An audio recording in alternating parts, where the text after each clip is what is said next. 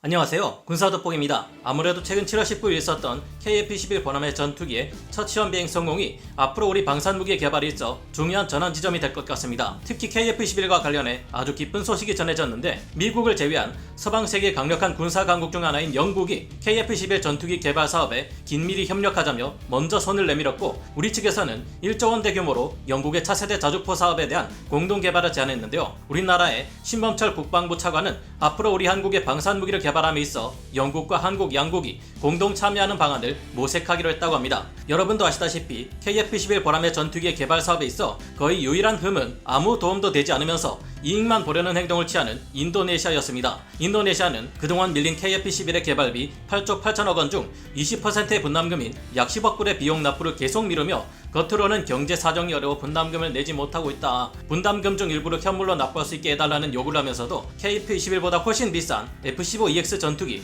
혹은 라팔 전투기 등을 도입할 것처럼 행동하며 더 많은 기술 이전과 같은 유리한 협상 조건을 얻어내려는 듯한 태도를 보였습니다. 하지만 우리 입장에서는 여건상 그런 인도네시아를 쳐낼 수도 없는 노릇이었습니다. 그동안 20년간 수많은 이들의 피땀 어린 노력 아래 진행되어 왔던 KF-21의 눈부신 성과를 이런 식으로 얻어내려는 인도네시아에 대한 우리 국민들의 분노는 하늘을 찔렀는데요. 그런데 세계 군사력 8위에 해당하며 미국의 최우선 동맹국이며 높은 군사 기술력을 보유한 군사강국 영국이 인도네시아를 대신해 KF-21의 공동개발 파트너가 될 수 있다면 이는 우리에게 엄청난 호재입니다. 영국은 미국에 이어 현재 일본과의 공동개발을 통해 6세대 전투기를 개발하고 있을 정도의 군사 선진국입니다. 게다가 영국은 이미 KF-21 전투기의 개발에 있어서 상당 부분 관여해 있는데요. 영국의 방위 산업체인 마틴 베이커사가 KF-21 전투기의 사출 자석을 맡았고, 코범사에서는 컨포멀 안테나 세트 및 공중 급유 체계를 맡았으며, BAE 시스템즈에서는 HMD 시스템과 미션 시스템 등을 각각 맡아 납품했습니다. 영국은 롤스로이스를 통해 전투기 엔진을 공급할 수도 있으며, 그리펜 전투기에서도 영국이 담당한 부분만 봐도 전투기에 관련해 상당한 핵심 기술을 가지고 있는 국가인데요. 뿐만 아니라 이미 영국의 차기 자주포 도입 사업인 MFP 사업에 K9A2 자주포가 후보로 나서고 있는 상황에서 제안된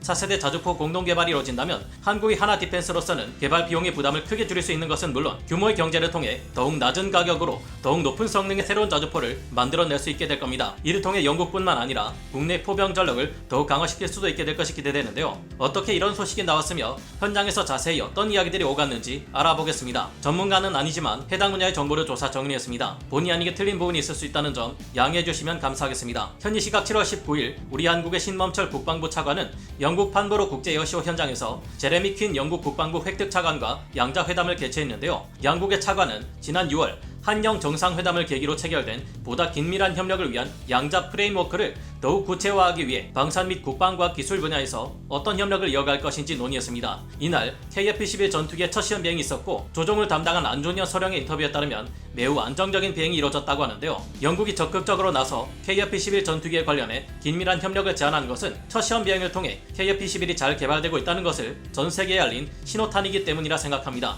이제 시험 비행을 계속 진행하며 4.5세대 전투기에 5세대 전투기의 기술을 적용한 KF-21의 목표 성능을 잘 구현해내기만 한다면 영국의 관심은 더욱 커질 것으로 생각되는데요. 영국은 이미 일본과 함께 6세대 전투기 개발을 진행 중이지만 절대 성사되기 쉬운 프로젝트가 아니라 현재 영국의 자금 사정을 고려할 경우 성공을 장담할 수만은 없어 보입니다. 성공한다 해도 비용상 6세대 전투기 템페스트는 F-35 같은 5세대 스텔스 전투기보다 더 많은 도입 비용 및 유지 비용이 들 수 있습니다. 그런 만큼 영국 또한 유로파이터 타이푼보다 더 발전된 최신형 전투기이면서도 스텔스 전투기로 진화할 가능성을 가진 KF-21 전투기에 관심을 보이고 있는 것으로 짐작되는데요. 우리나라는 KF-21 전투기에 영국과 프랑스 등 유럽 6개국이 참가해 개발한 MBDA사의 세계 최강 공대공 미사일 미티어를 장착하기도 합니다. 우리는 미티어와 같은 한국형 덕티드 램제트 방식 중거리 공대공 미사일을 독자 개발하겠다는 계획도 가지고 있어서 미티어 개발에 참여한 영국에게서 이와 관련된 도움을 약간이나마 받을 수 있을지도 모르겠습니다. 물론 영국이 인도네시아를 대신하는 KF-21의 공동 개발국이 된다면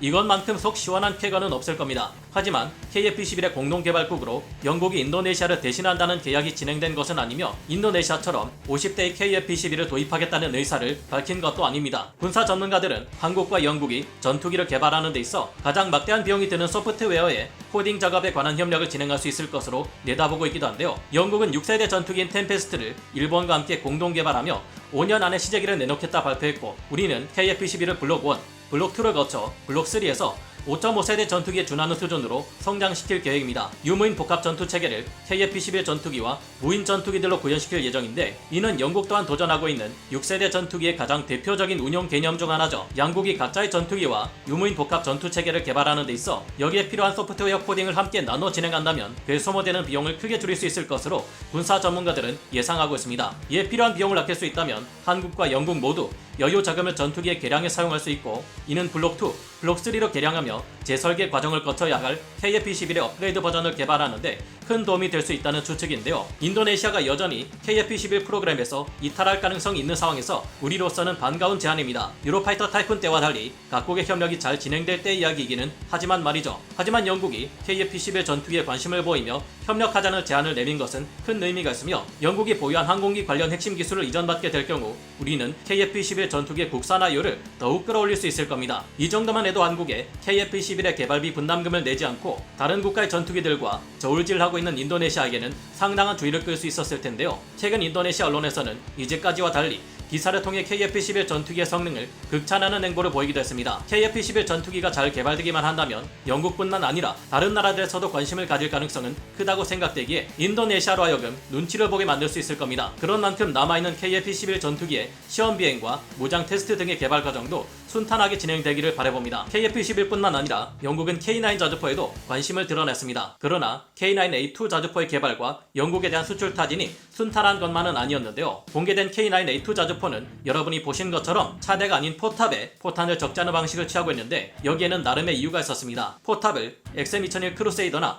PZH-2000처럼 차대에 적재했더니 포탑의 선회각이 제한되는 문제가 있었기 때문이라고 하는데요. K9A2 자주포는 여러 면에서 개발되다가만 비운의 최강 자주포 미국의 XM2001 크루세이더의 부활이라 여겨지기도 합니다. 하지만 이 XM2001 크루세이더 자주포 또한 차대 포탄을 적재하면서 포탑의 선회각이 플러스 마이너스 20도 정도로 크게 제한되는 문제가 있었다고 하는데요. 우리 군에서는 K9A2 자주포의 선회각이 360도 전 방향이 될 수 있기를 요구했기에 포탑에 포탄을 적재하는 방식으로 설계를 변경할 수밖에 없었다고 합니다. 하지만 이외에도 또 다른 문제가 생겼는데요. 5월에 개최된 포병 발전 포럼에서 영국은 K9A2 자주포의 자동화 포탑이 확실히 기술적으로 성숙했다고 볼 수 있는지 의구심을 표명했다고 합니다. 하나 디펜스에서는 MFP 사업을 획득하기 위해 과감한 결단을 내렸는데요. 하나 디펜스에서는 2023년 2분기에 진행될 예정이었던 K9A2 체계 개발 착수 일정을 앞당기고 예산 또한 선반영하는 방안을 정부 기관에 요청했습니다. 이것이 잘 이뤄질 경우 하나 디펜스는 2024년 1분기 사업 제한 시점에 맞춰 K9A2 자주포의 설계를 완료하는 것은 물론 영국의 의구심을 해소하고 다시 MFP 사업에서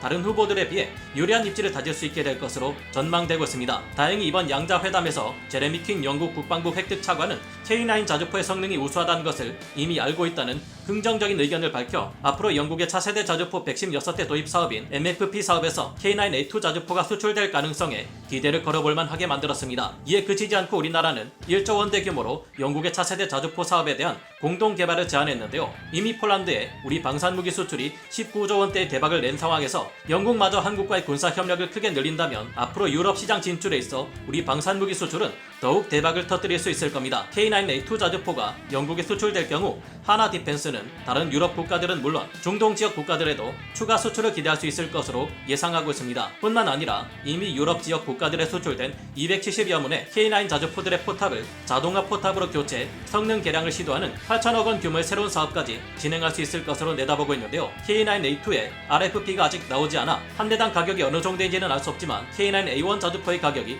약 40억 원이라는 점을 감안할 때 116문의 K9A2 자주포가 영국에 수출될 수 있다면 이는 최소 4,640억 원 정도의 수출 쾌거를 이룰 수 있다는 말이 되는데요. 영국 진출은 우리의 새로운 가장 강력한 신형 무기 체계들이 유럽에 진출하는 교두보가 될 텐데 부디 둘 모두 개발이 끝까지 잘 진행되어 영국은 물론 유럽 전체로 KF-21 전투기와 K9A2 자주포가 수출되어 퍼져나갈 수 있도록 하는 원동력이 되기를 바라봅니다. 오늘 군사 돋보기 여기서 마치고요. 다음 시간에 다시 돌아오겠습니다. 감사합니다. 영상을 재밌게 보셨다면 구독, 좋아요, 알림 설정 부탁드리겠습니다.